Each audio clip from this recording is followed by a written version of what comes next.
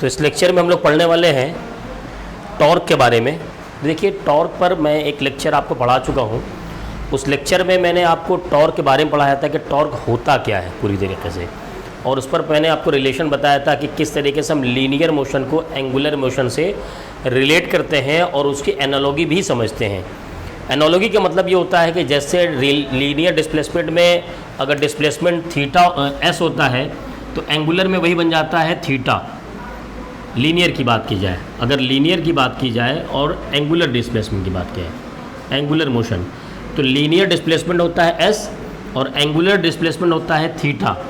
और अगर बात की जाए लीनियर एक्सेलेरेशन की, वो होता है ए। अच्छा, लीनियर एक्सेलेरेशन भी दो तरीके के होते हैं सर्कुलर मोशन के लिए। अगर सर्कुलर मोशन की बात करें तो जैसे ये सर्कुलर मोशन है, मान लीजिए यहाँ कोई पार्टिकल है, ये सेंटर है, तो इस डायरेक्शन में जो एक्सेलेरेशन होगा वो कहलाएगा टेंजेंशियल एक्सेलेरेशन, जो कहलाएगा AT। और जो सेंटर टुवर्ड्स द सेंटर होता है वो होता है सेंट्रीपिटल एक्सेलेरेशन। ये दोनों होते हैं लीनियर एक्सेलेरेशन। अब इसमें यहाँ पर लीनियर एक्सेलेरेशन है, यहाँ होता है एंगुलर एक्सेलेरेशन, जिसे हम रिप्रेजेंट करते हैं अल्फा से। उसी तरीके से यहाँ पर जो रोल m का होता है, वहाँ पर जो वो रोल होता है मास मोमेंट ऑफ इनर्शिया का। इस तरीके से हम क्या करते हैं, एनालॉजी करके पढ़ते हैं। यहाँ पर वेलोसिटी v होता है, यहाँ पर वेलोसिटी ओमेगा होता है। ठीक है, एक चीज़ और बात समझने के लिए समझिएगा, यहाँ पर एंगुलर वेलोसिटी और लीनियर वेलोसिटी में एक डिफरेंस होता है। क्या डिफरेंस होता है समझिएगा। यहाँ पर मान लीजिए कोई पॉइंट A यहाँ पर था और वो ट्रैवल करके पहुँच गया पॉइंट B पर, तो अगर लीनियर डिस्प्लेसमेंट की बात की जाए तो उसने यहाँ से यहाँ तक का डिस्प्लेसमेंट कवर किया है। मैं बात करता हूँ यहाँ सेंटर की। मान लीजिए मैं इसको यहाँ से मैंने यहाँ पर मिला दिया और यहाँ से रेडियस मिला दिया। अब मैं अगर पूछूं कि क्या एंगुलर डिस्प्लेसमेंट कितना हुआ, तो आप कहेंगे ये एंगुलर डिस्प्लेसमेंट है थीटा, ये एंगुलर डिस्प्लेसमेंट है थीटा। तो एंगुलर डिस्प्लेसमेंट है थीटा और लीनियर डिस्प्लेसमेंट है ये डिस्टेंस AB। अच्छा, मैं कहता हूँ मान लीजिए पॉइंट A ना लेकर के मैंने पॉइंट ले लिया ये A डैश की बात की जाए, तो अगर A डैश को देखा जाए तो A डैश ट्रैवल करके यहाँ आया होगा B डैश पर। अब इसका लीनियर डिस्प्लेसमेंट कितना है ये अलग है। यहाँ पर आप देख सकते हैं कि AB is not equal to A dash B dash, यानी एक ही बॉडी है और उसके डिफरेंट पॉइंट्स का जो लीनियर डिस्प्लेसमेंट है वो अलग अलग होता है। किसमें? सर्कुलर मोशन में, एंगुलर मोशन में, सर्कुलर मोशन में लीनियर डिस्प्लेसमेंट दोनों का अलग अलग हुआ। लेकिन मैं कहूँ कि इन दोनों का एंगुलर डिस्प्लेसमेंट कितना है, तो देखिए ये भी इतना ही एंगल कवर किया था थीटा, और ये भी जब यहाँ से यहाँ ट्रैवल किया तो भी उसने थीटा ही ट्रैवल किया। यानी उसी पार्टिकल, उसी बॉडी के लिए, सेम बॉडी के लिए अलग अलग पॉइंट्स का अगर लीनियर डिस्प्लेसमेंट देखें तो वो अलग अलग होता है, लेकिन उनका एंगुलर डिस्प्लेसमेंट हमेशा सेम होगा। और जैसे एंगुलर डिस्प्लेसमेंट सेम होगा वैसे ही उनका एंगुलर एक्सेलरेशन भी सेम होता है। इस बात को यहाँ पर समझने की ज़रूरत है। अब आइए चलते हैं कि इसमें हमें पढ़ना क्या है। आज हमें पढ़ना है इसमें टाउ, अल्फ़ा और I में रिलेशन। तो हमें पढ़ना है यहाँ पर relation between torque, moment of inertia and angular acceleration. यानी कि इसमें जो रिलेशन होता है वो होता है tau is equal to I alpha, tau is equal to I alpha, ये रिलेशन होता है इनके बीच में। इस रिलेशन को पहले हम थोड़ा सा प्रूफ करेंगे ताकि हमें और चीज़ें आसानी से क्लियर हो जाए। उसके बाद हम लोग इस पर न्यूमेरिकल भी लगाएंगे। देखिए, एक बात समझिएगा, टाउ का जो फॉर्मूला है टॉर्क, वो हम एक फॉर्मूला ऑलरेडी जानते हैं R cross F, where R, F और टाउ तीनों क्या होते हैं, वेक्टर क्वांटिटी है, और टाउ R और F दोनों से परपेंडिकुलर होता है। मैंने आपको समझाया था कि टॉर्क कैसे काम करता है।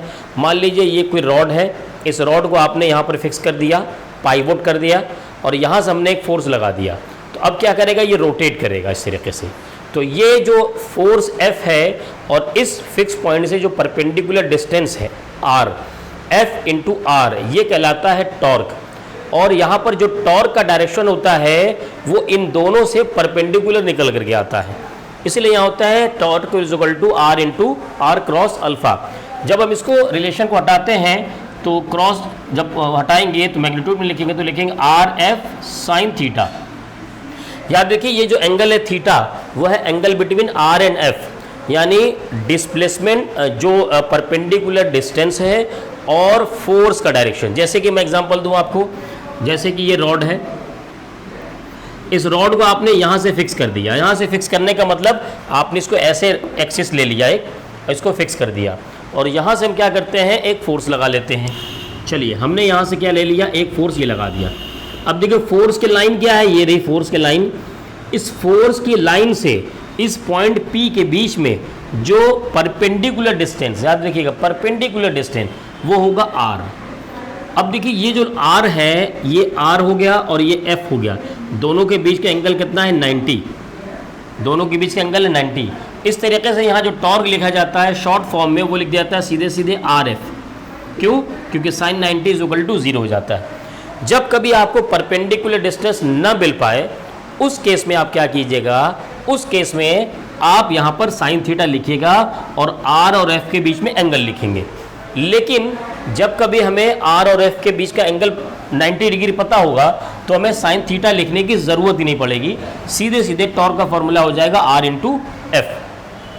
चलिए अब आते हैं इसके डेरिवेशन पर कि डेरिवेशन में कैसे करना है। डेरिवेशन कैसे करना उसको समझते हैं पहले। तो मान लीजिए हमने यहाँ पर एक रॉड लिया, रॉड को यहाँ पर से पाइवोट कर दिया। पाइवोट का मतलब होता है पॉइंट को फिक्स कर देना, इसको फिक्स कर दिया और यहाँ से हमने एक फोर्स लगा दिया, यहाँ से एक फोर्स लगा दिया और ये डिस्टेंस है R।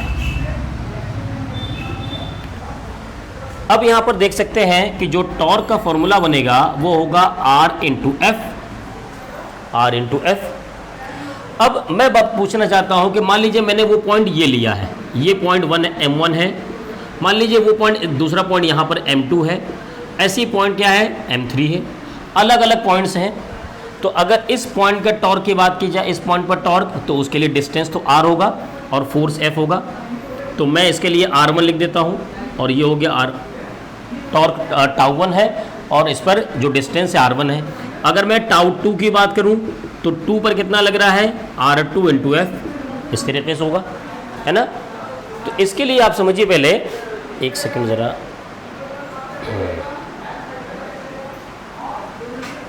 तो ये जब दूसरे के टॉर्क लिखना होगा तो उसके पहले ज़रा इसको सिंप्लीफाई कर देते हैं। देखिए क्या हमारे पास फॉर्मूला नहीं है F is equal to M into A, कैसे समझिएगा। ये जो फिक्स किया हमने, यहाँ से फोर्स लगाया, क्या ये एक सर्कुलर मोशन पे जाएगा, इस तरीके से आगे रोटेट कर जाएगा, सर्कुलर मोशन में जाएगा, तो इसके पास एक लीनियर एक्सीलरेशन होगा। वो लीनियर एक्सीलरेशन हो गया A इंटू मास M, तो वो हो गया F। अब देखिए यहाँ से हम टाउ1 क्या लिख सकते हैं, वो लिख सकते हैं R1, F की जगह MA, F की जगह MA। अब चूंकि इसकी बात की जा रही थी 1 की, तो ये A1 होगा।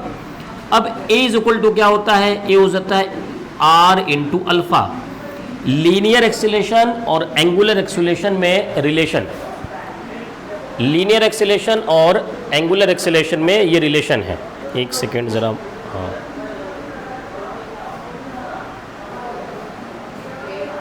दिख रहा है आयशा, ठीक है।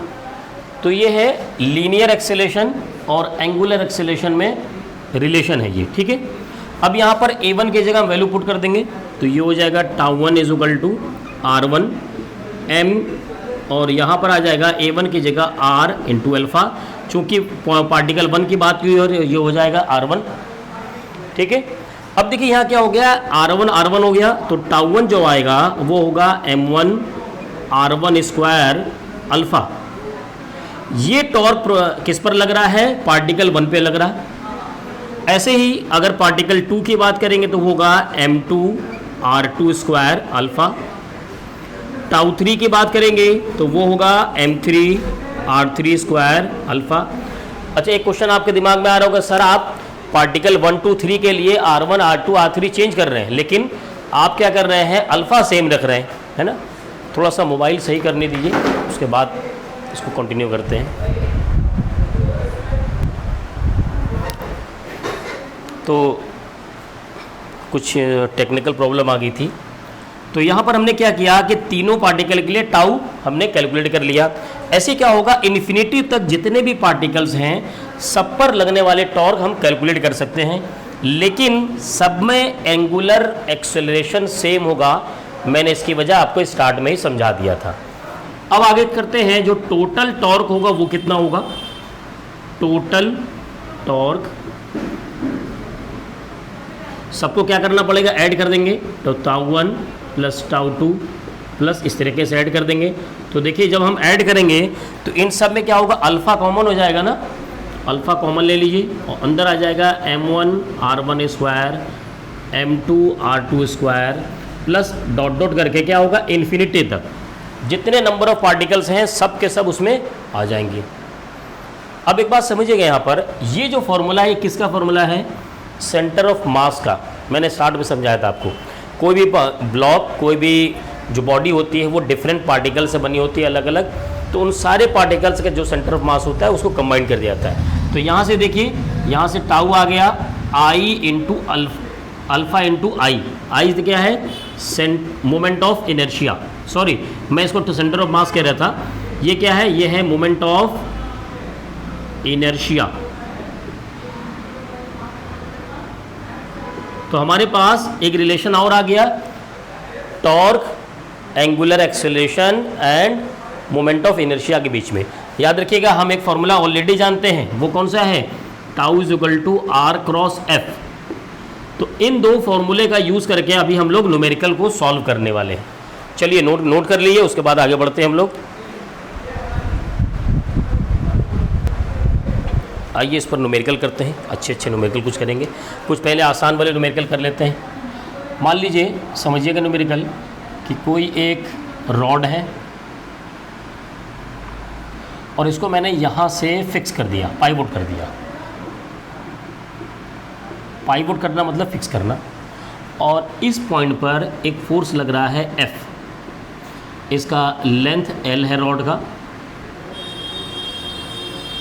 और इसका मास जो है वो भी m है। कह रहा है फाइंड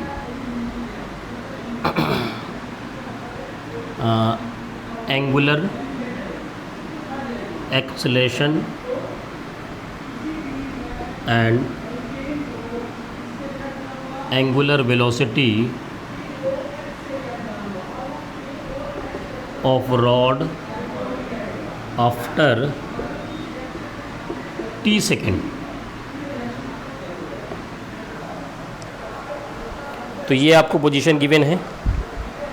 अच्छा, एंगुलर वेलोसिटी नहीं, एंगुलर डिस्प्लेसमेंट ले लीजिए, आप थोड़ा सा आसान कर लीजिए पहले इसको, एंगुलर डिस्प्लेसमेंट।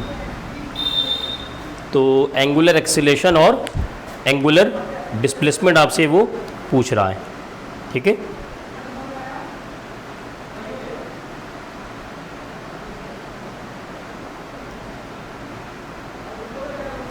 चलिए आइए स्टार्ट करते हैं। तो सबसे पहले देखिए, जब इसको सॉल्व करने के स्टार्ट करेंगे तो आपको तो चाहिए अल्फ़ा, और हमारे पास एक फॉर्मूला आ चुका है tau is equal to I into alpha. अब अल्फ़ा कैलकुलेट करने के लिए आपको क्या चाहिए, आई चाहिए और टॉर्क चाहिए, आई चाहिए और टॉर्क चाहिए। देखिए इसी फॉर्मूले में सॉल्व हो जाएगा। अभी यहाँ क्या करिए, टॉर्क का फॉर्मूला हम लोग ऑलरेडी पढ़े हुए हैं, वो है आर इंटू एफ। मैंने साइन थीटा इसलिए नहीं लिखा क्योंकि मुझे दिख रहा है फोर्स और परपेंडिकुलर डिस्टेंस के बीच में एंगल 90 डिग्री है ऑलरेडी। अगर वो एंगल 90 डिग्री ना होता तो मैं वहाँ पर साइन थीटा लेकर के चलता। तो R इंटू एफ, अच्छा R क्या है, यहाँ पर L है, वो परपेंडिकुलर डिस्टेंस L है। अच्छा, मोमेंट ऑफ इनर्शिया अभी हम लोगों ने रॉड का पढ़ा हुआ है। अगर हम क्या करते हैं, इसको किसी इस वाले एक्सिस के अबाउट निकाला जाए, एक मैंने पढ़ाया था मोमेंट ऑफ इनर्शिया जब सेंटर ऑफ मास से पास कर रहा हो एक्सिस, एक मैंने पढ़ाया था किसी एंड पर। तो ये एंड वाले का था वो क्या था, ml² बाई 3, और सेंटर ऑफ मास से था ml² बाई 12। इनटू क्या होगा अल्फ़ा। देखिए यहाँ से अल्फ़ा की वैल्यू क्या आ जाएगी, वो हो जाएगा 3l। अच्छा यहाँ पर कैंसिल कर देते हैं, l से स्क्वायर कैंसिल, तो अल्फ़ा आ जाएगा 3f अपॉन ml। ये आ गया एंगुलर एक्सीलरेशन की वैल्यू, एंगुलर एक्सीलरेशन की वैल्यू। और पूछ रहा है कि angular displacement after of rod after t second. तो देखिए एंगुलर डिस्प्लेसमेंट का मतलब ये होगा कि आपको ये वाला फॉर्मूला लगाना चाहिए, S equal to U T plus half A T square. इसको ज़रा एंगुलर के फॉर्म में लिखिए, एस मतलब theta, U initial angular velocity omega naught हम लोग लेते हैं into time T plus half alpha T square. ये लीनियर एक्सेलेरेशन ए है, इसको हमें क्या करना है, एंगुलर एक्सेलेरेशन ए ले लिया। अब देखिए आपको थीटा कैलकुलेट करना है, एंगुलर डिस्प्लेसमेंट, और चूंकि ये स्टार्ट में तो रेस्ट पर था, तो एंगुलर वेलोसिटी स्टार्ट में कितना हुआ 0 इंटू टी प्लस हाफ। यहाँ पर अल्फ़ा की वैल्यू कैलकुलेट हो सकता है 3f upon M L, 3f upon M into L, और ये है टी स्क्वायर, टी की जगह टी रख दिया। तो यहाँ से कितना आ जाएगा, ये 9 हो जाएगा, तो 9f T square upon 2ml, ये आ गया आपका एंगुलर डिस्प्लेसमेंट। तो ये होगा रेडियन, इसकी यूनिट, इसकी यूनिट भी लिख देते हैं, ये हो जाएगा रेडियन पर सेकेंड स्क्वायर, क्योंकि ये एक्सेलरेशन है। ठीक है, नोट कीजिए, फिर मैं आपको न्यूमेरिकल देता हूँ, आप लोग सॉल्व कीजिएगा उसको। चलिए, तो आयशा मैं एक न्यूमेरिकल दे रहा हूँ, उसको ट्राई कीजिएगा। मान लीजिए कोई एक रॉड है और इस रॉड का जो सेंटर ऑफ मास है वो यहाँ पर है, और सेंटर ऑफ मास पे ही क्या किया गया, इसको पाइवोट कर दिया गया। सेंटर ऑफ मास पे इसको पाइवोट यानी फिक्स कर दिया गया, ये है इसका सेंटर ऑफ मास, और इसकी जो लेंथ है वो टोटल लेंथ वो L है, और इसका मास रॉड का वो M है, और इस पर जो फोर्स लग रहा है ना वो समझिएगा, यहाँ पर इससे L/4 डिस्टेंस पे लग रहा है, ये F है और ये डिस्टेंस है L/4। तो आपको इसमें कैलकुलेट करना है, find angular acceleration and angular displacement after t second. चलिए कैलकुलेट करिए इसको।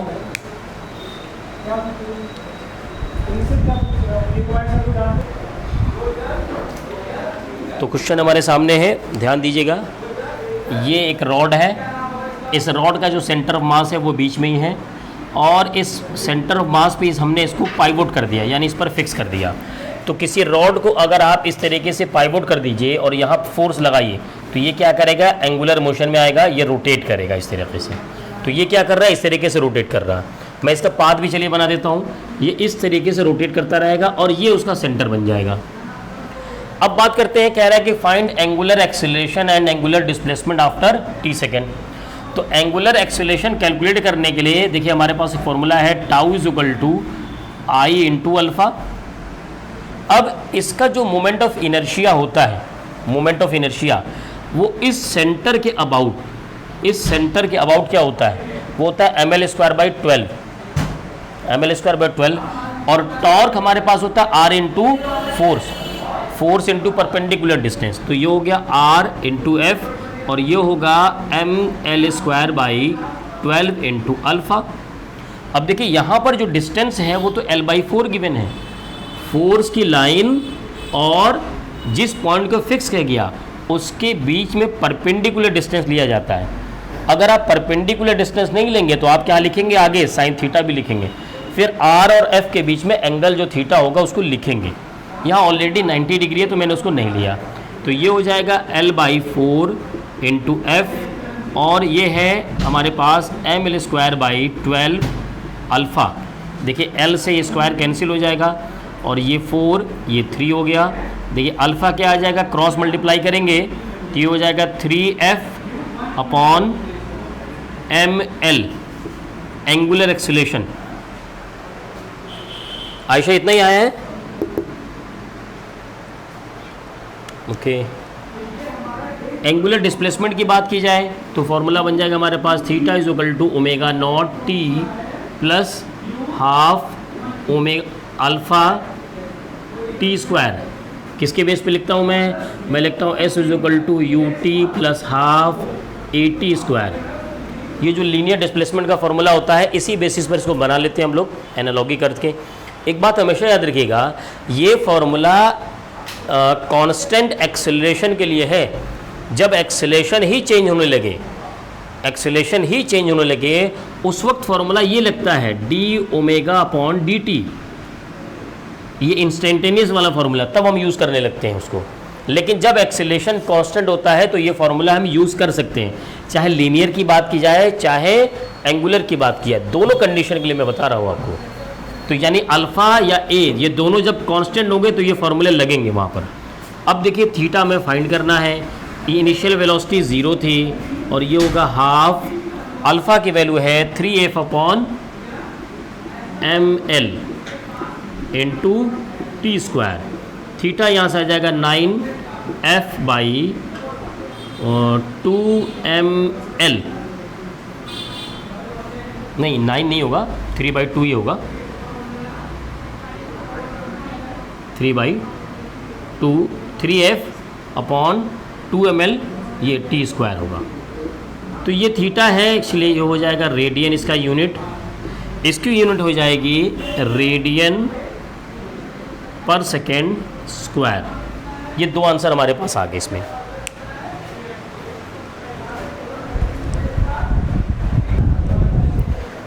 तो इसी न्यूमेरिकल को थोड़ा सा चेंज करते हैं। चलिए वही रॉड मैं ले लेता हूँ। देखिए इसमें बहुत सारी वैरायटी आती है ना, तो ध्यान दीजिए इसको। उस रॉड को मैंने फिर से क्या किया, यहाँ पर फिक्स कर दिया एकदम एंड पर। ये हमारा पाइवोट पॉइंट हो गया, फिक्स पॉइंट, और लेंथ वही L है इसका। और अगर मास की बात की जाए तो मास अभी भी m है। इस पर जो फोर्स लग रहा है उसको ध्यान दीजिएगा। वो जो फोर्स लग रहा है ना वो इस डायरेक्शन में इस तरीके से लगा F, और ये हॉरिजॉन्टल से लग रहा है 37 डिग्री सेंटीग्रेड, 37 डिग्री पर। तो आपको वही अल्फ़ा कैलकुलेट करना है एंड थीटा कैलकुलेट करना है, अल्फ़ा एंड थीटा। चलिए सॉल्व कीजिए आप लोग।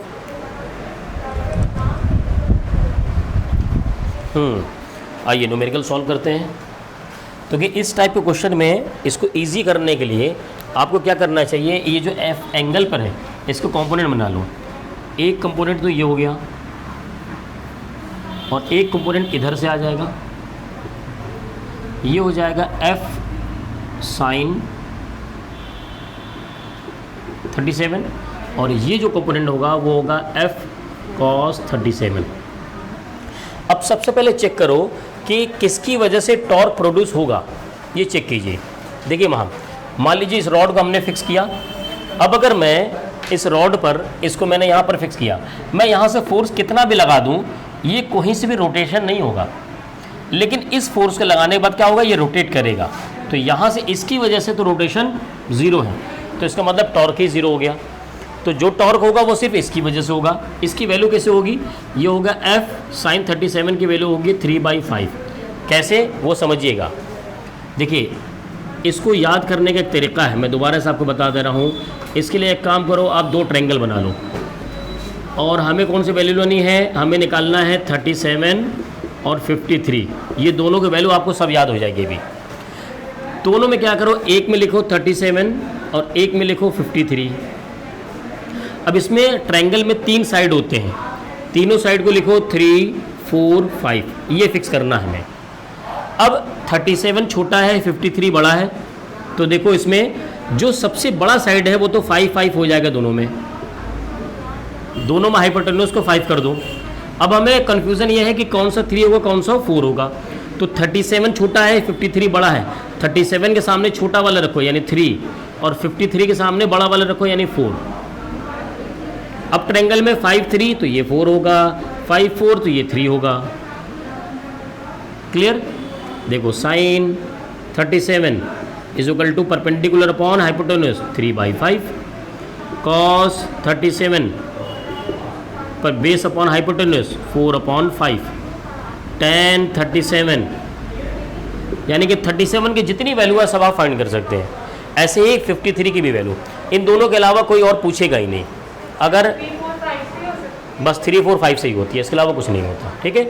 अच्छा, कभी भी 30, 45, 60, 90 के अलावा अगर कुछ पूछता है तो यही पूछता है 37 और 53, इसके अलावा कुछ नहीं पूछते हैं। अब आ जाते हैं इस पर। तो देखिए फोर्स क्या होगा, ये तो फोर्स हो गया 3F/5। अब एकदम सिंपल हो गया, torque is equal to I into alpha. Torque हमारा लग रहा है R इंटू एफ, और ये I है हमारा mL²/3 होगा। क्यों?